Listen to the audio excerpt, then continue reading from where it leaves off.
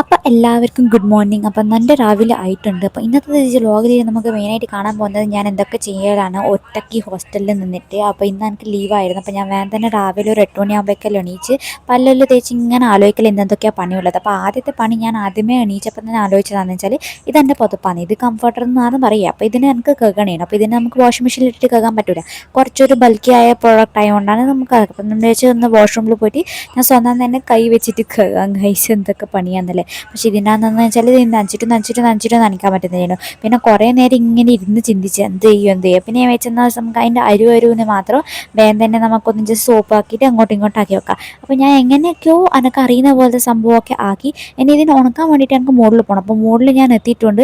മുകളിലാണെങ്കിൽ മോനെ ചൂട് വെതർ ആയതുകൊണ്ട് നമുക്ക് നട്ടുച്ചക്കാൻ ഞാൻ ഇവിടെ വന്നിട്ടുണ്ട്. അപ്പോൾ ഞാൻ എന്തായാലും എൻ്റെ പൊത്പാട ആറിയിട്ടിട്ടുണ്ട്, അതിങ്ങനെ ഉണങ്ങിക്കോളൂ എന്തായാലും. അപ്പോഴത്തേക്ക് ഞാൻ വിചാരിച്ചു നമുക്ക് എൻ്റെ വേറെ കുറച്ച് കുപ്പായങ്ങളൊക്കെ ഉണ്ട്, അത് ഞാൻ വാഷിംഗ് മെഷീനിൽ ഇട്ടിട്ടുണ്ട്. അതിങ്ങനെ കറങ്ങി ആക്കുന്നുണ്ട്. അപ്പോഴത്തേക്ക് ഞാൻ വെച്ചൊന്ന് കുളിച്ചിട്ടൊക്കെ വരാം. കുളിച്ചിട്ട് ഞാൻ വെച്ചു ഇനി വെള്ളമൊന്നും ഇല്ല റൂമിൽ ഒറ്റപ്പാടി, അപ്പോൾ വെള്ളം എടുക്കാൻ പോകില്ലാന്ന്.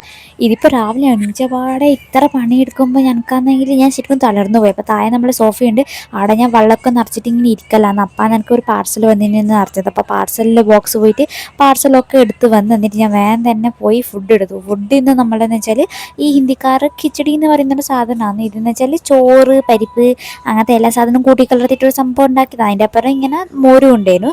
അപ്പോൾ അതൊക്കെ ഞാൻ തിന്ന് കഴിഞ്ഞപ്പോൾ എനിക്ക് ഓർമ്മ വന്നത് ഞാനൊരു ലൈറ്റ് വാങ്ങിയിട്ടുണ്ടായിരുന്നു എൻ്റെ റൂമിൽ ജസ്റ്റ് ഒന്ന് ഡെക്കറേറ്റ് ചെയ്യാൻ വേണ്ടിയിട്ട്.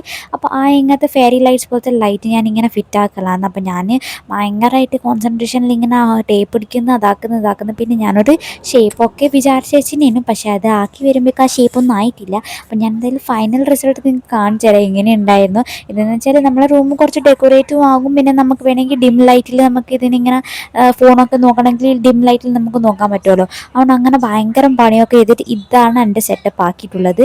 ഇത് ഒരു എന്തൊക്കെയോ സിസ്റ്റം ഉണ്ട്, രസമുണ്ട്. അപ്പോൾ എന്തായാലും രാത്രി നമ്മൾ വിചാരിച്ചു നമുക്ക് ഫുഡ് തിന്നാം. ഫുഡ് ഇവിടുത്തെ നല്ല ചോലെ ഭട്ടൂര എന്ന് പറഞ്ഞ സാധനം. അപ്പോൾ നമ്മളെ ഫ്രണ്ട്സിൻ്റെ അപ്പുറം എല്ലാവരും ഒരുമിച്ച് ഇരുന്നിട്ട് തിന്നല.